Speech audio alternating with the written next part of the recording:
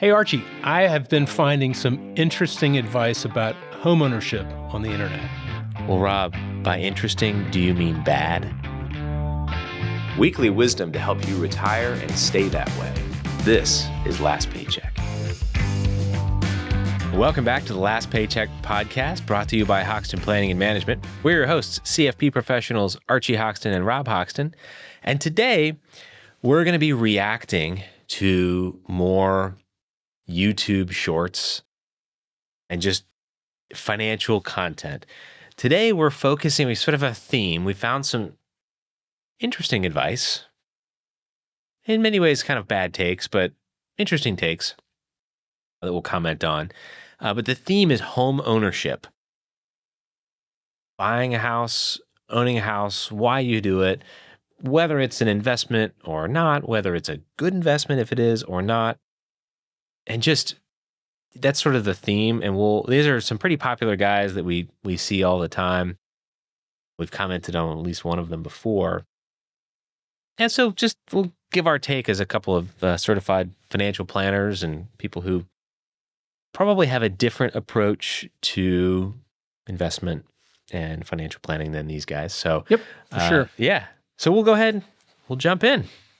Here's why you should never pay off your house. Here's your house. It's worth $100,000. That's what this stack is worth. And you've been told by Dave Ramsey and other people, I got to get my house paid off because I'm going to be financially free. False. Most people will accelerate getting their house paid off by throwing extra money on their 30-year mortgage. And maybe after 20 years you do it. You finally wipe it out. You own your house free and clear. I got news for you. What do you have for retirement? You got nothing for retirement because you put all your focus in getting your house paid off. Instead, mortgage that house, access the majority of this money. You know what I'd use it for? I'd go buy 5 more houses. Imagine those first 5 houses are each cash flowing $500 a month. But a few years later, you're going to sell those 5 for 15 more. And you're going to sell those 15 for 50 more. Now imagine $500 coming off of every one of those houses. How many houses do you need to cover all of your expenses for the rest of your life? You could manage those homes yourself, or you could just hire a property management company, and guess what? They'll do all of it for you. Now go ahead and pay off your house if you want. But until that happens, don't. It'll be the biggest mistake of your life.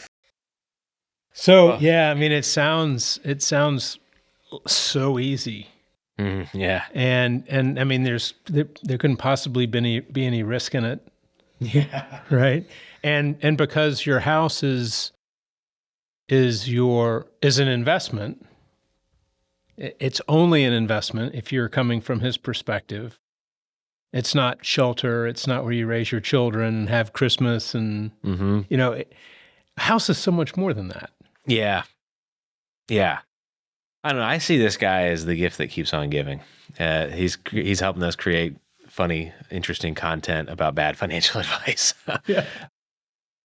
I think that, yeah, I mean, exactly. Like he has a very sort of specific view of buying a house. And I think that the idea, sort of the basic starting point that your personal residence should be an investment or is an investment is the wrong starting point, I think, because there's a decent point here underlying this. Like, it may or may not end up being a good investment. And if, he almost started to head in the right direction. He was like, what do you do if you put all of your money into your house and you neglect your retirement? It's like, okay, well, now you're kind of getting there, and then he veers off to the left and misses it. And he also assumes that people can only focus on one thing at a time. Right. Like, I can only put money in a mortgage or into my house. I can't do something else like save into a 401k. Right. Right. I mean, a house, by my way of thinking about it, a house is a place that provides you shelter, a place to experience life, and you need to find the best way to pay for it. Right. For some people, it might be renting. Yeah. For some people, it might be buying. For some people who want to stay in the house that they own forever, it might be paying the mortgage off. Yeah. Well, and that's the thing. And everyone's different. If you're paying your mortgage off, that doesn't necessarily mean you're putting every single, like you said, every extra penny towards your mortgage. It might be you're making one extra mortgage payment per year. It Yeah, might if be you're that trying to accelerate, yeah. Yeah, it might be something as simple as that, or it might be just sticking with the plan, and you've timed it with your retirement plan so that you retire without a mortgage.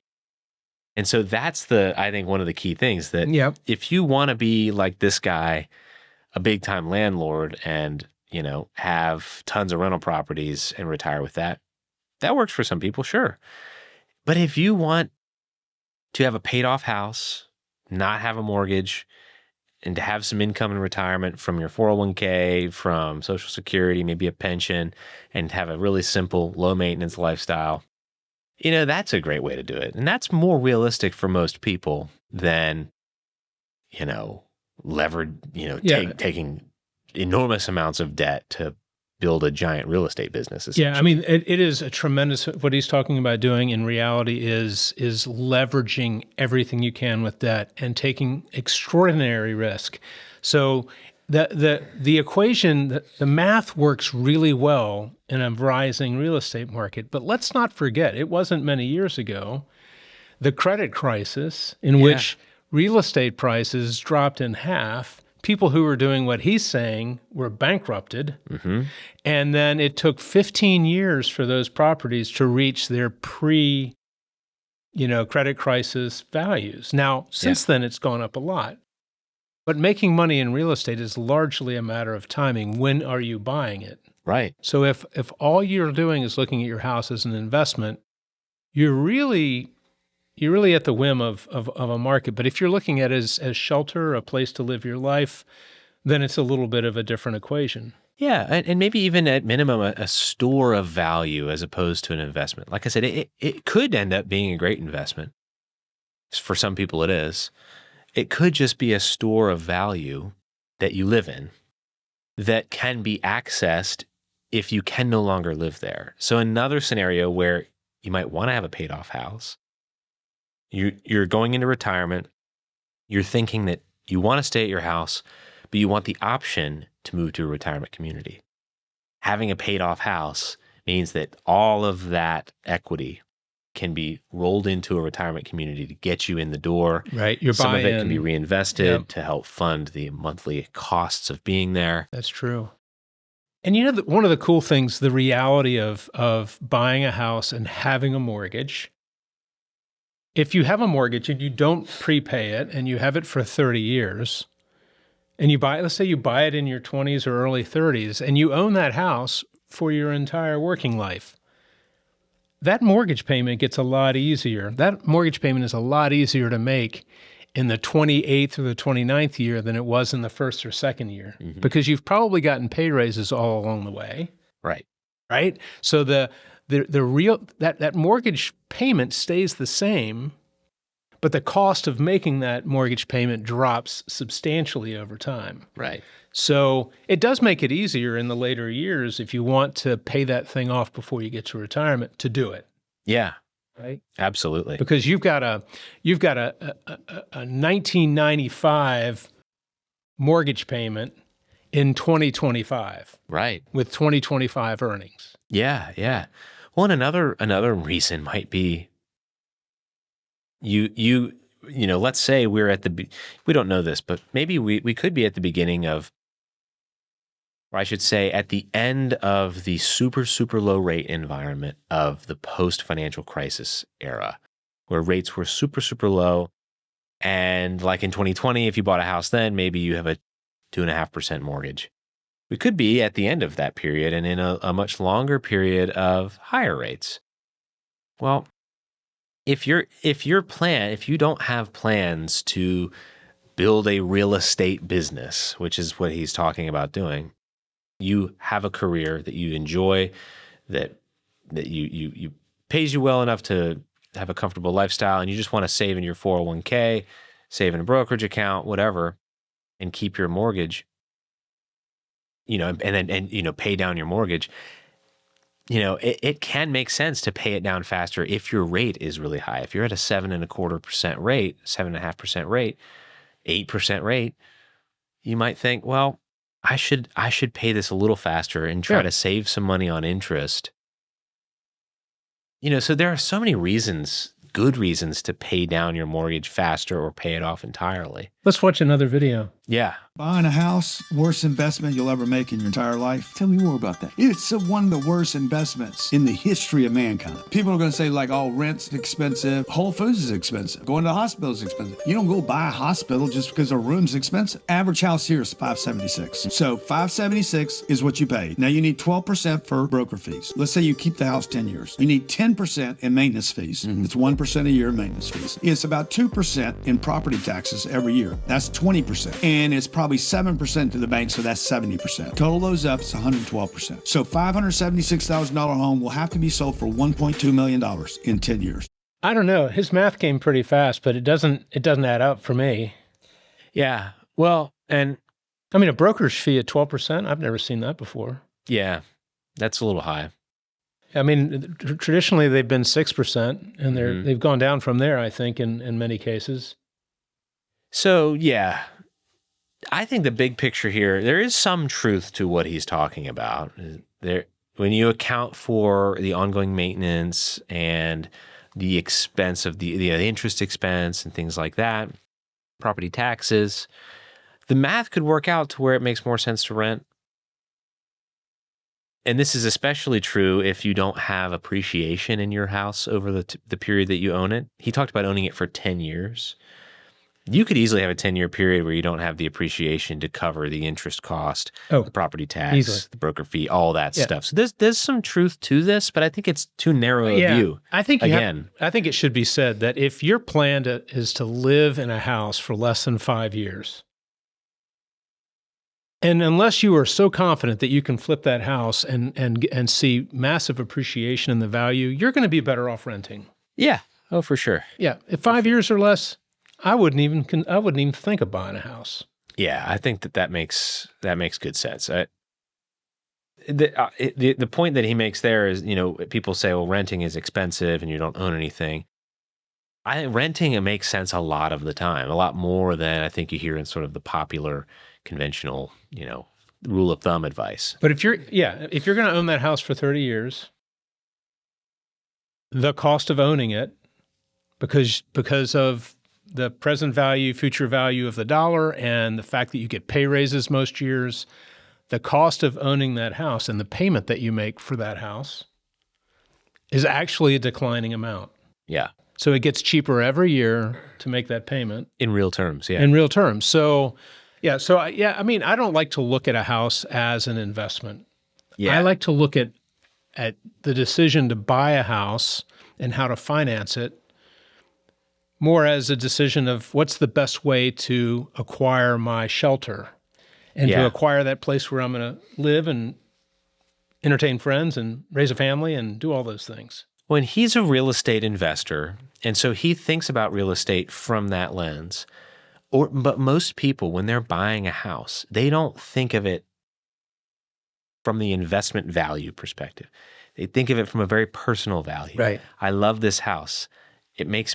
I can envision my life in this house. It makes me happy. It's got cozy vibes or whatever, stuff that people make decisions on. And it's affordable. I can picture where that Christmas tree is going to go. I can picture bringing home a baby. I can picture all of these things happening in this structure. That isn't an investment. And that's worth something. I mean, it's just not a financial, not financial value. And it could be, the thing about owning a house that I say, like, again, you have to kind of get away from the idea that it has to be an investment. It doesn't have to be an investment. Oh, you don't want to make a financial mistake, but it doesn't have to be an investment. Yeah. And you have to accept the fact that you are, and if you think about it from as an investment, then there's actually a good chance that it's not a good investment for the reasons that he stated, maybe not quite so exaggerated and extreme. But you're making a pretty big bet. You're taking maybe $100,000 down payment, $50,000 down payment. You're leveraging yourself.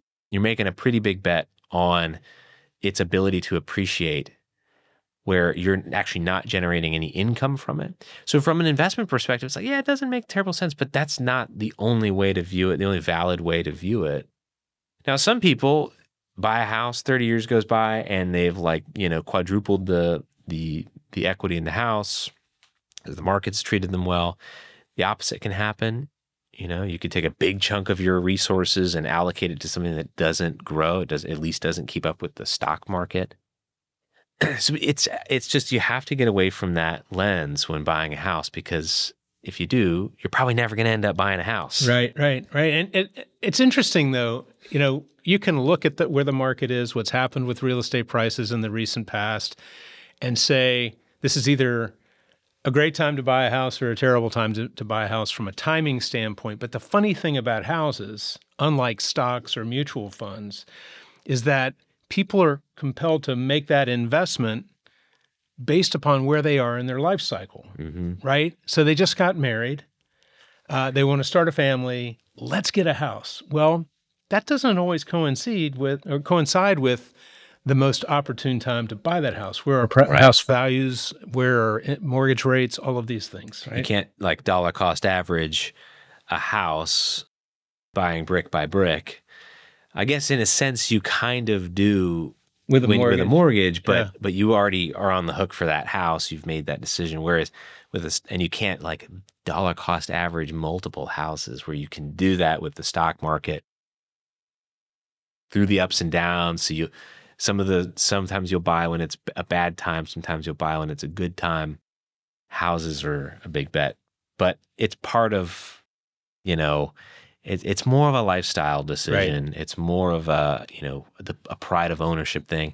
And if you make a good, return on your house, that's a cherry on top. But you can't pigeonhole yourself into this kind of thinking. Otherwise, you'll be, maybe you'll be living in a duplex, renting out the other one, the other unit. And, that's where it could make some investment sense. But yeah, so it's important not to get caught up in this sort of mindset about home ownership. Yeah. What is, in summary, I think you have to just basically ask yourself, why are you considering a home? Yeah. Is it because you're hoping to make it in the real estate investment business, which is a legitimate thing to try to do? Or is this about shelter, about where you're going to experience your life? And then that's what really drives the decision. Do you want to own a house and pay for it someday? Or do you want to flip this thing and leverage it and turn it into multiple houses and be a landlord? Those are all things you can do.